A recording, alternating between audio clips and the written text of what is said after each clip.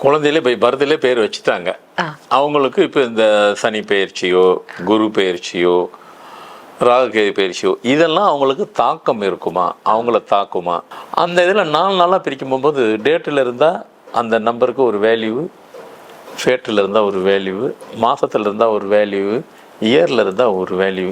பொதுவாக சனி பயிற்சி இருக்கும்போது இங்கே கோவிலுக்கெல்லாம் போக சொல்கிறாங்கல்ல, அதெல்லாம் சரியானாக்கா அதனுடைய கான்செப்ட் என்னன்னாக்கா, இந்த கோவிலுக்கு போகும்போது ஃபஸ்ட்டு மனிதனுடைய மனநிலை ரொம்ப முக்கியம். அப்போ இந்த பாதத்துக்கு உண்டான வேலையெல்லாம் என்னென்னமோ உங்களை எங்கே முக்கியமான இடத்துக்கு ஒரு இடத்துக்கு போகிறனாக்க கால் மூலியமாக தான் நடக்கணும். உங்களை நடக்க விடாது. உங்களை நடக்கவே விடலைன்னா உங்களை வாழவே விடாது. அது காரணம் அதுதான், செயல்படுத்தவே விடாது. கால் தானே முக்கியம். இப்போ அதிகமாக யார் எந்த ராசிக்காரங்க போகலான்னாக்கா, மகர ராசி போங்க, மேஷம் போங்க, கும்பம் போங்க, மீனும் போங்க. சுக்கர திசையில் ஜெயிச்சதா வரலாறே கிடையாது. ஆனால் எல்லாரும் சொல்கிறது சுக்கர திசை அடிக்க போகும்போது வரப்போகுதுன்னு. சத்தியமாக கிடையாது. சனி தேசையில் தான் உலகம் ஃபுல்லாக எல்லோரும் ஜெயிச்சிருக்கிறது. அடிபடுறதுக்கு முன்னாடி வந்தீங்கன்னா அடிப்படாது, அடிப்பட்டதுக்கு அப்புறம் வந்தீங்கன்னாக்கா பெயினும் இருக்கும், அது அந்த வலியும் இருக்கும், குறைவாக இருக்கும். பெயினே இல்லாமல் இருக்காதுல்ல, அதே லாஜிக் தான். அதனால் முதல்ல பேசிக்காக அந்த கடவுளை கும்பிட்றது, வழிமுறை, செயல்முறை, இதெல்லாம் நம்ம தெரிஞ்சுட்டு இப்படி செஞ்சாலே போதும். ஒன்றுமே இல்லை. ஏன்னா நான்லாம் சிவன் கோயிலில் கட்டியிருக்கிறேன்.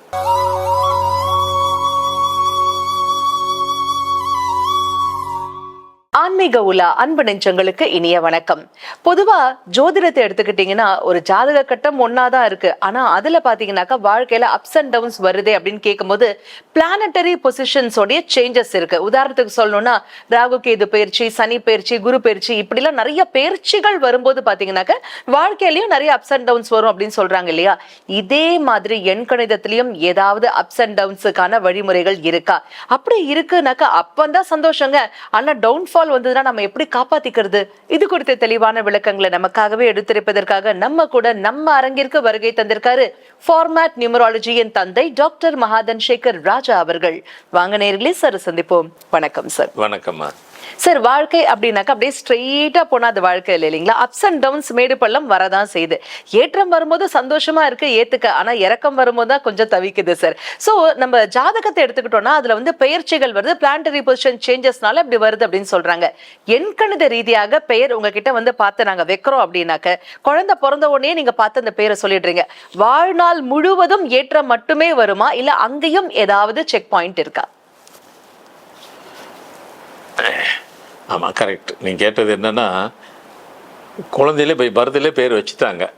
அவங்களுக்கு இப்போ இந்த சனி பயிற்சியோ குரு பயிற்சியோ ராகுகேது பயிற்சியோ இதெல்லாம் அவங்களுக்கு தாக்கம் இருக்குமா, அவங்கள தாக்குமா, இல்லை நார்மலாக அவங்க லைஃப் போயிருமா?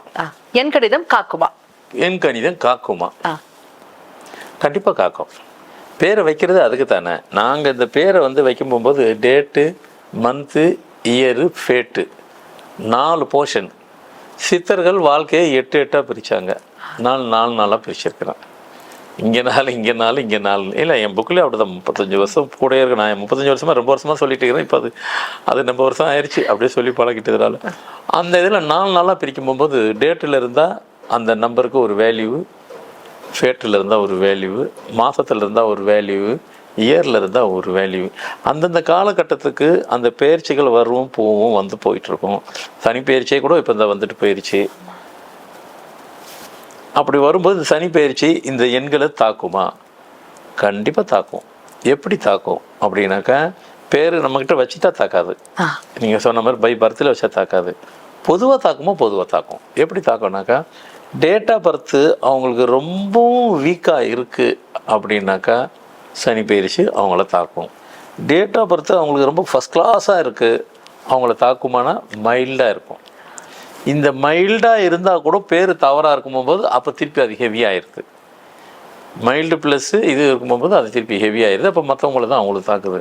அப்போ first class date of birth இருந்தால் அது தாக்குறது மைல்டு தான். அந்த மைல்டே அவங்களால தாக்க பிடிக்க முடியல அவங்களால. அப்போ அல்டிமேட்டாக டேட் ஆஃப் பர்த்து ரொம்ப வீக்காக இருக்குது அப்படின்னாக்கா அந்த சனி பயிற்சி ரொம்ப உக்கிரமாக தாக்கும். பேரை ஃபஸ்ட் கிளாஸாக வச்சுக்கிட்டீங்கன்னாக்கா தாக்குதல் இருக்காது.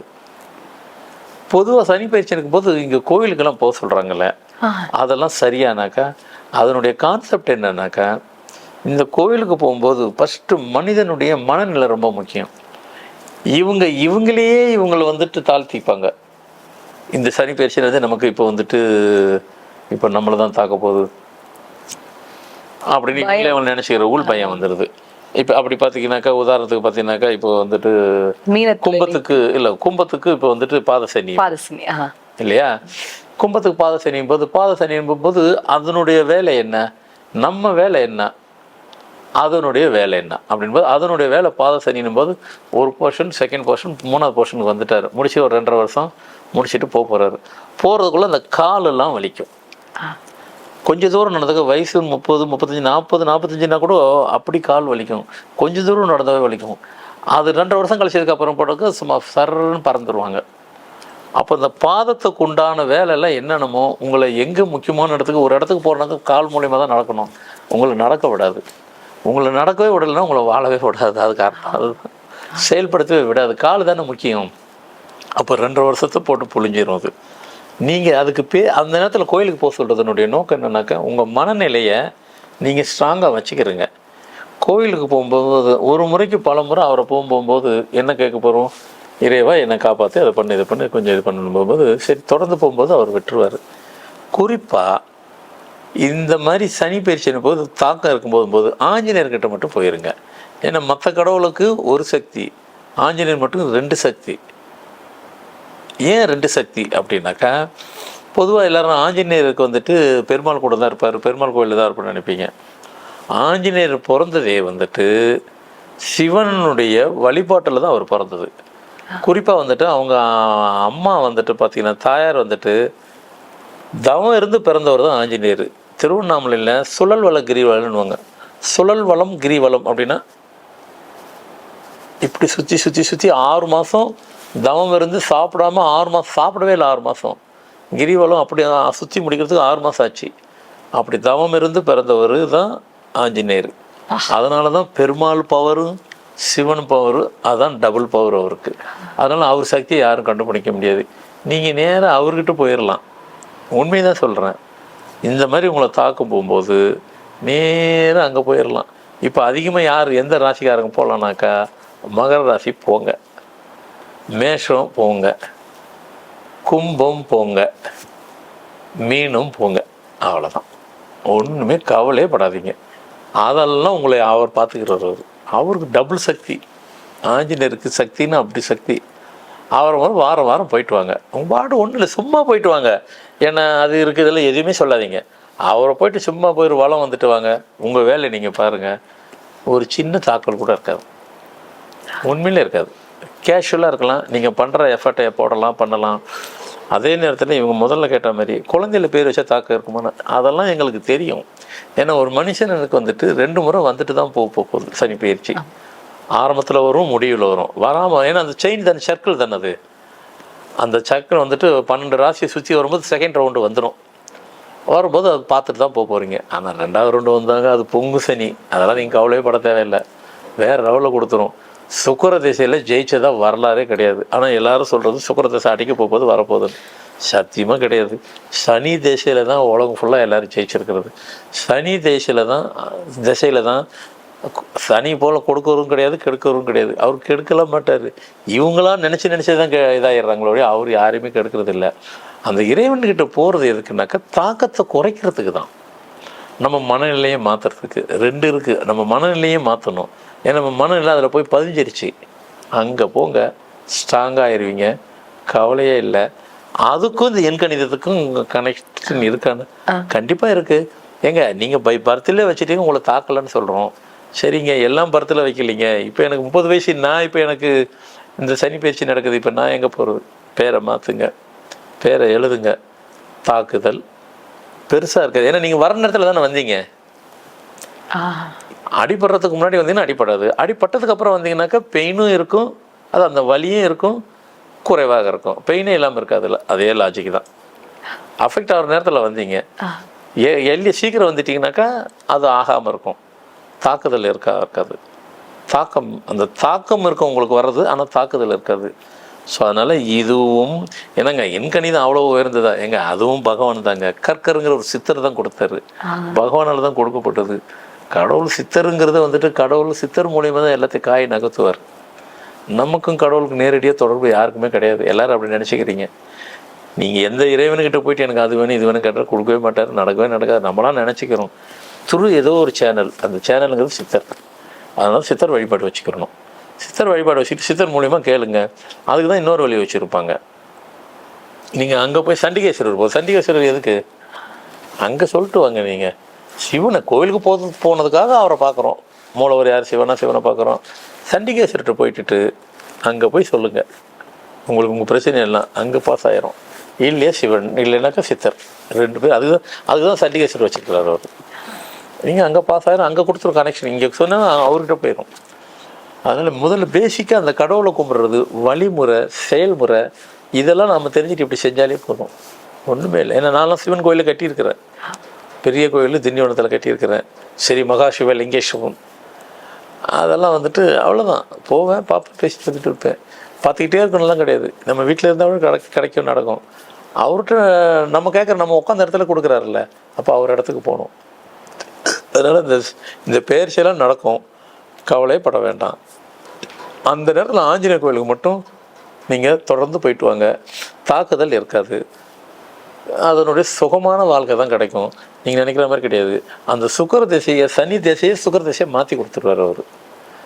உங்கள் லெவலில் வந்துட்டு ஃபர்ஸ்ட் கிளாஸ் ஆகி கொடுத்தாரு. பயமே பயப்பட. Excellent sir. ஆனால் எண்கணிதம் படி பெயர் மாற்றி அமைத்தவர்கள் அவங்க ஒரு ஃபீல்டுல சக்சஸ்ஃபுல்லா இருந்தாங்க. ஆனா இன்னொரு ஃபீல்ட்ல இன்னொரு அவங்களுடைய பர்சனல் லைஃப் அப்படின்லாம் எடுத்து பார்த்தோம்னா அதுல பயங்கர டவுன்ஃபால் இருக்கு இல்லைங்களா? சோ எண்கணிதம் படி பெயர் மாத்தினவங்க வாழ்க்கையிலேயே அப்ஸ் அண்ட் டவுன்ஸ் இருக்குதானே சார்? சரி, நம்ம கண் கூட நிறைய பேருடைய உதாரணமா நிறைய பேர் லைஃப் சொல்லலாமே. இல்லை, எண்கணிதம் மாத்தினவங்க பேர்ல அப்படி இருக்காங்க அப்படி சொல்ல முடியாது. அவங்க தேதியிலே அது இருக்குது. இப்போ ஒருத்தர் தேதியிலே அவர் 4ஆம் தேதி பிறந்திருக்கிறாரு, 4ஆம் தேதி பிறந்து 1987 வைங்களேன். அப்போ பிறந்தோன்னா 87 வரைக்கும் கூட்டினா 7 இருக்கும். அப்போ 4-7ன்னு இருக்கும். 4-7 அப்படின்னாவே அது ராகு கேது கொடுக்கும். கட்டத்திலே பார்த்தாலும் ராகு கேது ஒரே இடத்துல இருக்க விடாது. நம்ம ஃபார்மட் நியூமராலஜி பார்த்தா 4-7 அதுக்குள்ளேயே இருந்துச்சுனாக்கா அது பிரிவினை தான் உண்டு பண்ணது. அந்த தேதி தான் அவர் வச்சிருக்கிறாரு. அப்போ பேர் வச்சா அதை பிரேக் பண்ண முடியுமா? அதுதான், அந்த பேரை வச்சுட்டு, அதான் கரெக்ட், அதுக்கு தான் வரேன். அந்த பேரை வச்சா உங்களை எழுத சொன்னால் நீங்கள் எழுதணும். எழுதிக்கிட்டே ஒருவேளை கல்யாணத்துக்கு முன்னாடி நீங்கள் வரீங்கன்னு வைங்க. இப்போ அப்படி உங்களுக்கு ஒரு சம்பவம் நடக்க போகுது. இப்படி இந்த கான்செப்டில் இருக்கிறவங்களுக்கு நம்ம சொல்ல போகிறது, உங்களுக்கு முதல் திருமணம் டிஸ்டர்ப் ஆகும், 2வது திருமணம் தான் சக்ஸஸ் ஆகும் அப்படிங்கிறது தேதியில் இருக்குது. அப்போ அதுக்கு நாங்கள் அதுக்கு ஒரு சில இந்த ஒரு பரிகாரம் ஒன்று சொல்லுவோம். அதை செய்யணும். செய்கிறவங்க தப்பிச்சிருவாங்க. அந்த நேரத்தில் கேட்டுட்டு அவங்களுக்கு என்ன தேவையோ வேறு ஏதோ ஒரு 4-5 கொரிஸோடு வருவாங்க, தேவைகளோடு. அது மட்டும் அவங்களுக்கு கிடச்சிருச்சு, நடந்துருச்சு இல்லையா, இதை விட்டுருவாங்க. நீங்கள் விட்டுட்டிங்கனாக்கா நீங்கள் விட்டுருவீங்க, ஆனால் அது உங்களை விடாது.